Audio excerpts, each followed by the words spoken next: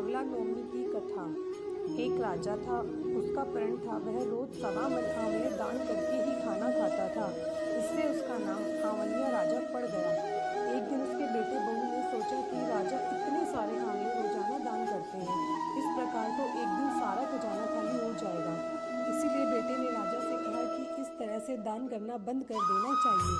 बेटे की बात सुनकर राजा को बहुत दुख हुआ और राजा रानी महल छोड़कर बियाबान जंगल में जाकर बैठ गए। राजा रानी आंवला दान नहीं कर पाए और प्रण के कारण कुछ खाया नहीं। जब भूखे प्यासे 7 दिन हो गए तब भगवान ने सोचा कि यदि मैंने इनका प्रण नहीं रखा और इनका सत नहीं रखा तो विश्वास चला जाएगा। इसलिए भगवान ने जंगल में ही महल, राज्य और बाग बगीचे सब बना दिए और ढेरों आंवलों के पेड़ लगा दिए। सुबह राजा रानी उठे तो देखा कि जंगल में उनके राज्य से भी दुगना राज्य बसा हुआ है और राजा रानी से कहने लगे, रानी देख, कहते हैं सत मत छोड़े, सूरमा सत छोड़िया पत जाए, सत की छोड़ी लक्ष्मी फेर मिली जाए। आओ नहा धोकर आंवले दान करें और भोजन करें। राजा रानी ने आंवले दान करके खाना खाया और खुशी खुशी जंगल में रहने लगे। उधर आंवला देवता का अपमान करने व माता पिता से बुरा व्यवहार करने के कारण बहू बेटे के बुरे दिन आ गए। राज्य दुश्मनों ने छीन लिया, दाने दाने को मोहताज हो गए और काम ढूंढते हुए अपने पिताजी के राज्य में आ पहुंचे। उनके हालात इतने बिगड़े हुए थे कि पिता ने उन्हें पहचाने बिना ही काम पर रख लिया।